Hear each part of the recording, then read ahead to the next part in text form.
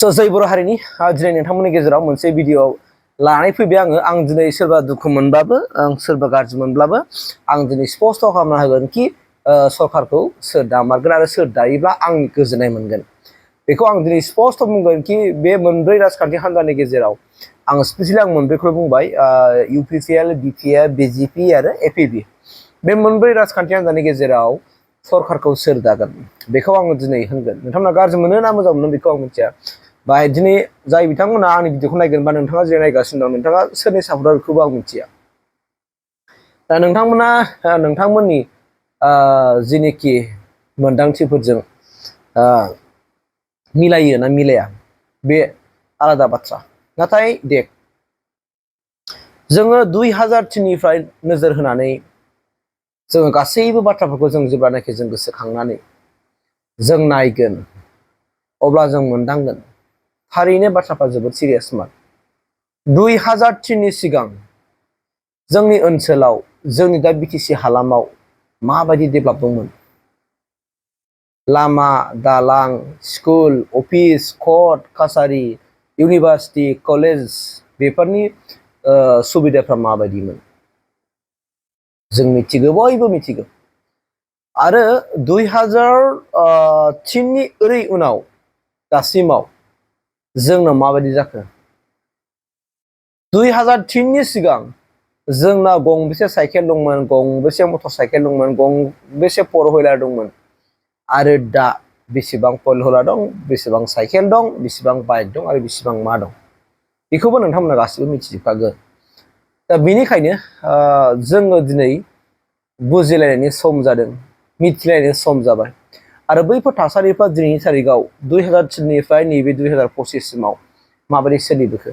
माबायदि जौगाबोखो माबायदि डेभेलप जाबोखो जों बर' हारियाव माबायदि डेभेलप जाबोखो जों बेखौ मिथिनांगोन जों BTCनिफ्राय नैबे BTR सिमावहाय जोंनि बर' माहारिफोरनि गेजेराव बेसेबां रां रुफा लाख लाख रां रुफा गोनांनि मानसिफ्रा दिनैसिम बेसेबां जाबोखो क्ररपति मानसि जोंनि गेजेराव फैबाय दा बर'फोरनि गेजेराव बेयो मानि थाखाय जानो मोन्दों बिनि सुबिदाखौ सोर मोन्दों माबोरै होदों सोर होदों गासिबो बाथ्रा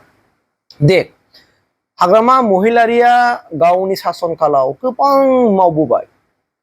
गावनि सासनाव गोबां मावबोबाय दै जौगानायनि खामानिफोरखौ मावबोबाय मानोना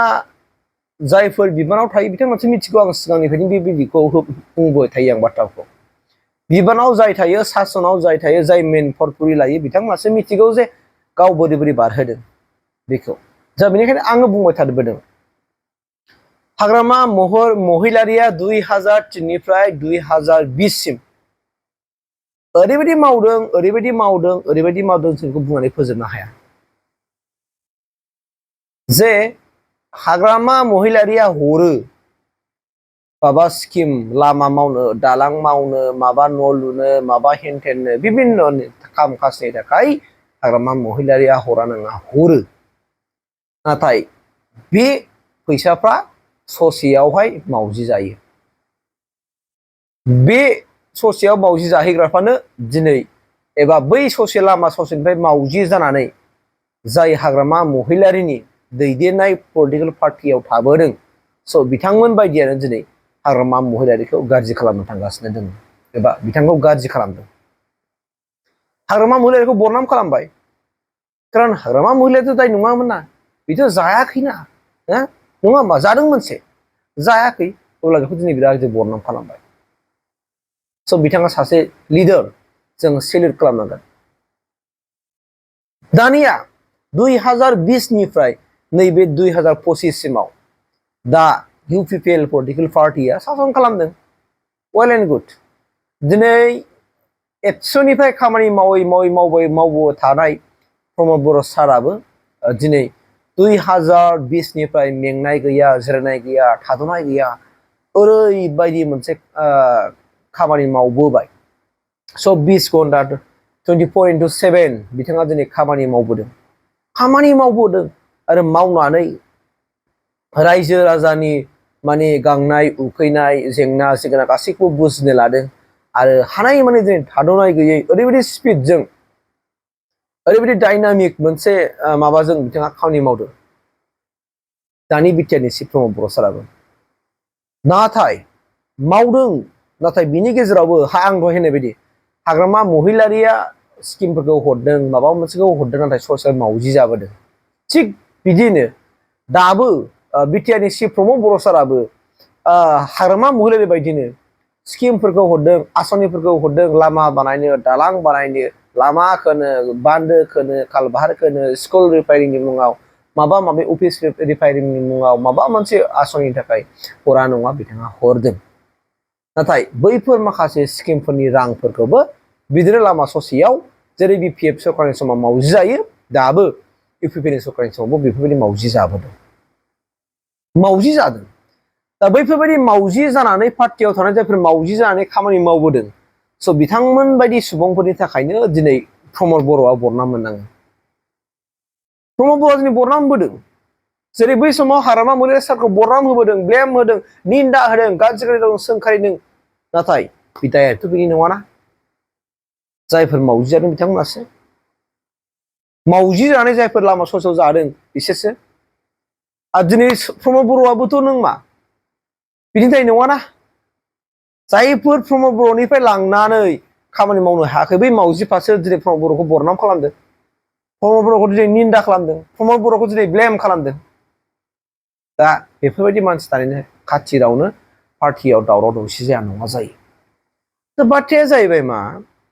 जोंनो सोरनि सरकारखौ नांगौ दाना रिसेन्टलि जोंना इपिबि डक्टर अनजालि दैमारि मेडामनि मोनसे पार्टि दाबाय दानि उनावबो गोबां दैदेनगिरिफ्रा बिबान सोलायबाय माबा खालामबाय हेंथा खालामबाय बिथाङाथ' सरकार दानो हायाखौ जों क्लियार मोनथिखागौखा नो डाउट देरहागोन नाथाय साबेसे देरहागोन बिनि अनजिमाखौ बुंनो हाया खारन बिथांमोना फिल खालामनो थाखाय गोबां सम लागोन फैसानिबो गोनांथि जायो फैसा जुदि दांनो मोनाबा जों गोदान राजखान्थि हान्जा होननानै जोङो जुदि गावनि सिपिनि फैसा गारनांगौब्ला दिनैनि थारिखआव गोरलै बाथ्रा नङा स' अनजालि दैमारिया मेडामा मोनहाथ' माने सरकार दानो हाखाया बे 100 बाथ्रा नाथाय साबसे देरहागोन बेखौ जों दा बुंनो हाथ'वा 2 नाम्बाराव बिजेपि भारतीय जनता पार्टी आरो गोबां मानसिफ्रा बुंसोबाय थादों जे बिजेपि फैयोब्ला बिश्वजित दैमारि सारा बिथाङा चिफ जागोन बिटिसिनि जामारगोन ना बिश्वजित दैमारि सारा चिफ जामारगोन ना गोबां कुइसन रायजो राजा नोंथांमोन जोङो बिश्वजित दैमारिखौ जों बखिनो हाया अनजालि दैमारिखौ जों बखिनो हाया हाग्रामा महिलारि सारखौ जों बखिनो हाया प्रमद बर' सारखौ जों बखिनो हाया बिथांमोन साब्रै दैदेनगिरिखौ जों बखिनो हाया बिथांमोनहा हारिनि थाखाय माबा नङा माबा मोनसे खामानि मावबोदों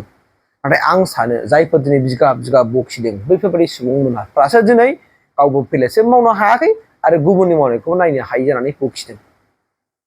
दा बाथ्राया जाहैबाय मा बिथांमोना जोंनि बर' हारिनि साफा साफा सम्पद बर' हारिनि सम्पद बिसोरो अनजालि दैमारि मेडामखौनो होन रन्जन दैमारिखौ होनदो जेनेबा बिथाङा दा जेलाव दङ आरो बिश्वजित दैमारि सारनि बाथ्राखौ बुंदो आरो हाग्रामा महिलारि सारनि बाथ्रा बुंदो प्रमद बर' दैदेनगिरि सारनि बाथ्राखौ बुंदो बिथांमोना दिनै हारिनि थरफा थरफा अलंबारसो बिसोरो दा गतिके दिनैनि तारिखआव सोर देरहागोन बिसोरना मेइन फेक्टरा आं सोरखौ सरकार जाजानो लुगैयो नै एबार बुंबाय आं जे आङो बुंगोन रायजो राजा नोंथांमोना फोथाय आरो दा फोथाय जे ओइबारनि सरकारखौ आं दाजानो लुबैयो होननानै बुङोब्ला अनलि बिपिएफ आरो इउपिपिएल आङो इउपिपिएल आरो बिपिएफखौल मोननैखौ आं सरकार दाजानो लुबैयो जेखि जाया बिपिएफआ दाथों बा इउपिपिएलआ दाथों खिन्थु बे मोननै रिजनेल राजखान्थि हान्जाखौसो आङो सरकाराव फैजानो लुबैयो आरो सरकार दाजानो लुबैयो खारन जोंनाव जुदि नेशनेल पलिटिकेल पार्टि बा जुदि सरकार दायोबा जोंनि थाखाय साननो गोनां जागोन गतिके